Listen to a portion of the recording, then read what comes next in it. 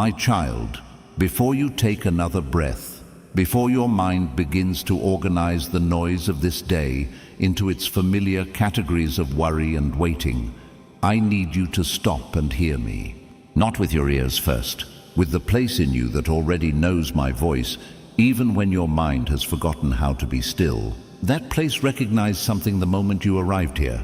It felt the pull before your finger made the choice to stay. That was not curiosity. That was not the algorithm. That was me, leaning into the space between your thoughts and saying, quietly but unmistakably, this one. Come to this one. I have something here that belongs to you. What I am about to speak to you has been true since before you drew your first breath. It was true before your parents spoke your name for the first time. It was true before you understood what the world was or what it would ask of you. Long before you knew what struggle felt like. Long before you understood what it meant to wait for something and wonder if it would ever arrive. I had already written something with your name on it. I had already sealed it, protected it, set it apart in a place that no circumstance can reach, no person can touch, no delay can expire, and no enemy can redirect. I am talking about a blessing that is yours and only yours. Not because you earned it, not because you prayed the right words in the right sequence at the right time, not because your faith has been perfect or your obedience has been flawless. This blessing exists because I decided before time began that you would exist, and everything that exists by my decision carries a corresponding provision. I do not create a life without also creating what that life needs to fulfill its purpose. The blessing was written the moment you were written. It has been waiting, sealed and protected and completely untouchable, for the appointed time of its release into your hands. And beloved, that time is now. I know that sentence may feel too large to hold right now. I know there are parts of you that want to receive it, and parts of you that have been disappointed too many times to trust a large sentence easily. I am not asking you to feel it before you can believe it. I am simply asking you to stay here with me long enough for the truth of it to settle beneath the noise of everything you have been carrying. Because what I am speaking over you right now is not a promise that depends on your emotional state to be true. It was true when you were too tired to pray. It was true when you were too angry to believe. It was true in every season where you felt forgotten, overlooked, and quietly convinced that good things were simply not the pattern of your life. The blessing did not move because your faith wavered. It was sealed.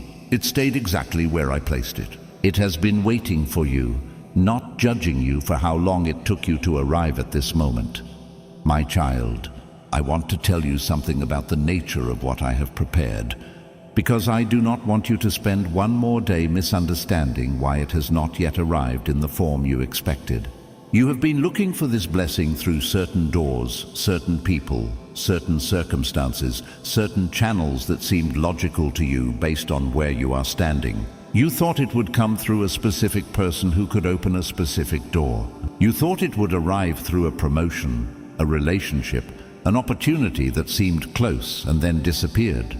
You have mapped the routes through which you expected my provision to travel, and you have watched each of those routes close, one after another, and you have quietly wondered if maybe the provision was never real to begin with.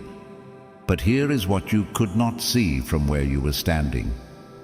The blessing I sealed with your name was never meant to travel through those routes. Those routes were never the appointed channel. What looked like a closed door was not me withholding. It was me protecting the delivery path of something that must arrive through a channel you have not yet imagined.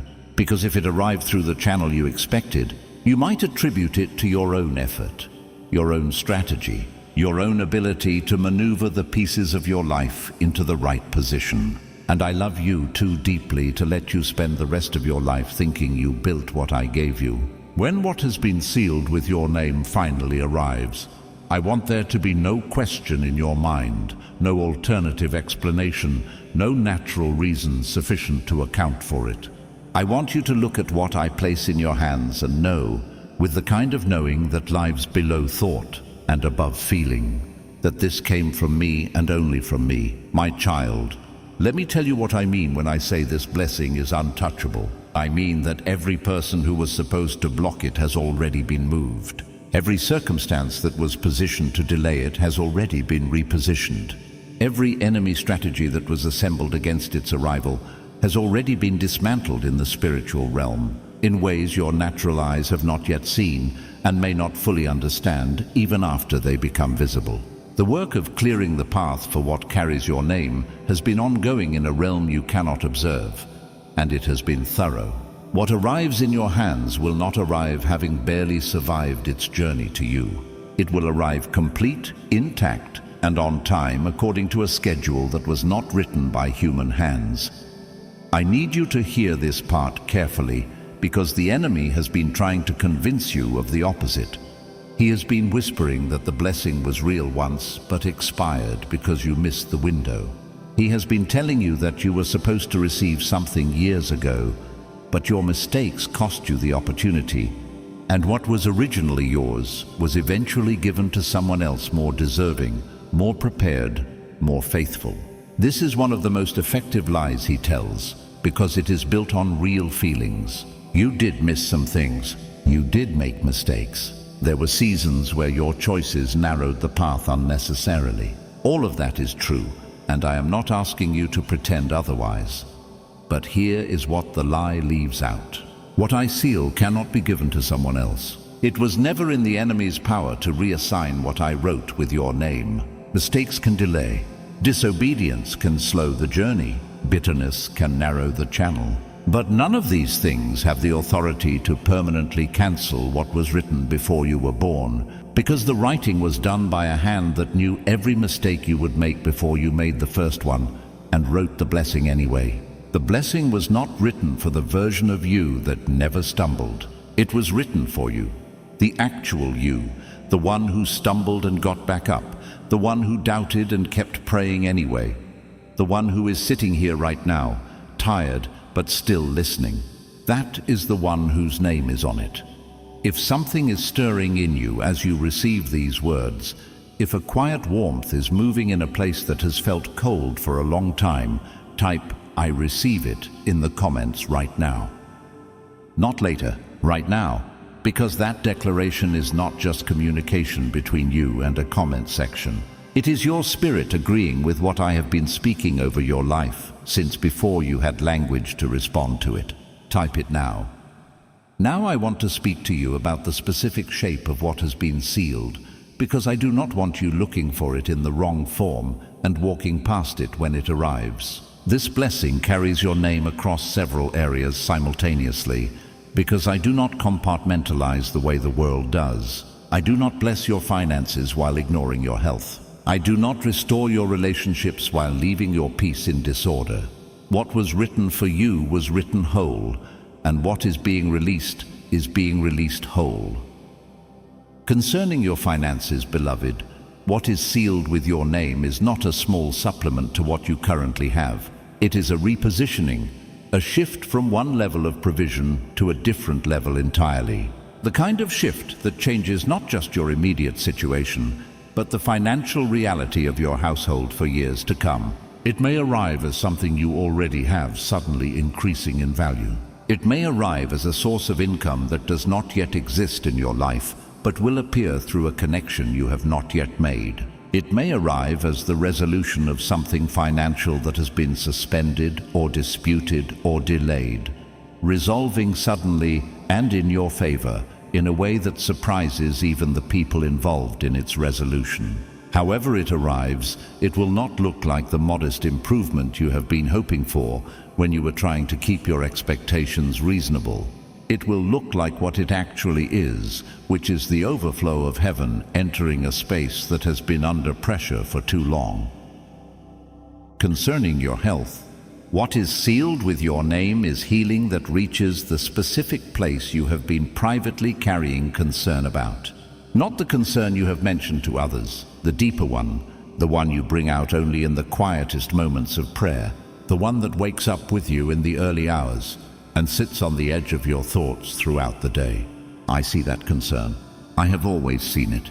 And the healing that carries your name reaches exactly there, not approximately, not generally, but specifically, because I do not heal in vague gestures. I heal with precision. Concerning your relationships, what is sealed with your name includes a divine connection that has not yet fully arrived in your life. A person or persons who will not require you to shrink to fit their comfort, who will not need you to manage their perception of you at the expense of your own peace, who will recognize what I placed in you in a way that previous connections often could not, because they are being sent to you rather than simply being nearby when you needed something.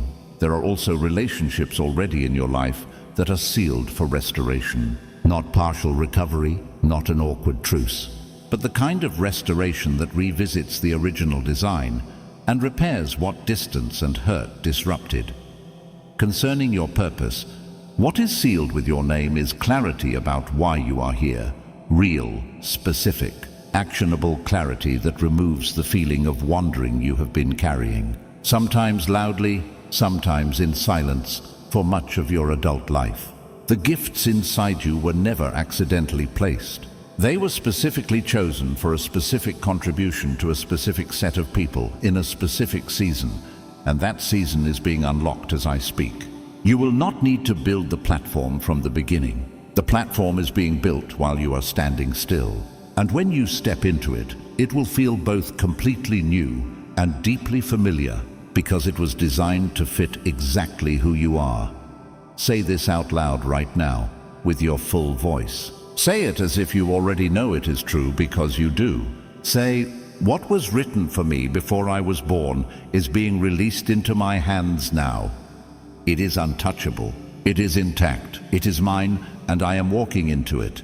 Say it 3 times. The first time for your spirit to hear it. The second time for the atmosphere around you to receive it.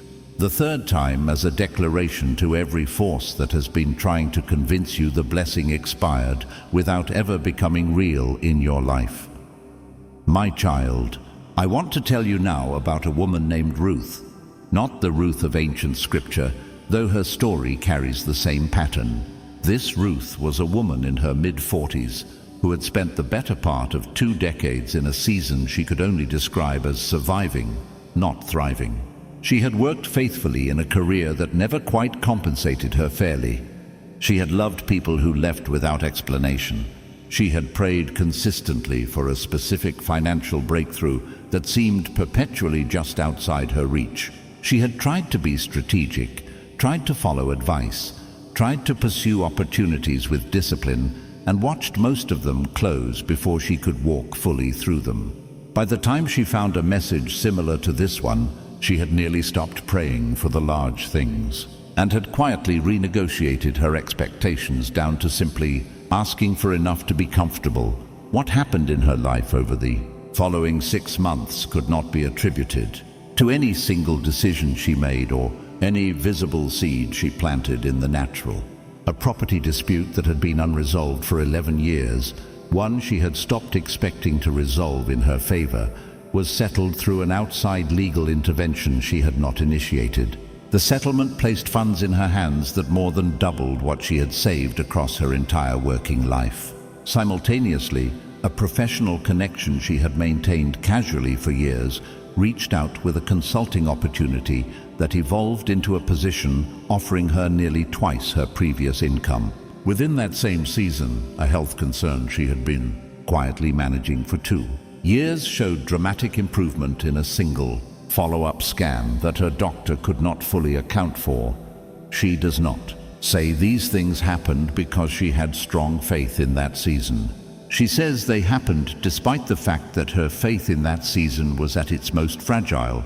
She says the only thing she did differently was decide to stop arguing with the possibility that something good was already sealed and waiting. She simply stopped closing her hands and started holding them open. I am telling you Ruth's story because I want you to understand that the blessing sealed with your name does not require your faith to be at full strength when it arrives. It requires only that your hands are open enough to receive it. Doubt does not cancel what I have written. Exhaustion does not expire what I have sealed. Even the quiet, stubborn sense that maybe this time is really different, maybe this message is really for you, Even that small and trembling openness is sufficient to let what is coming find its way into your hands.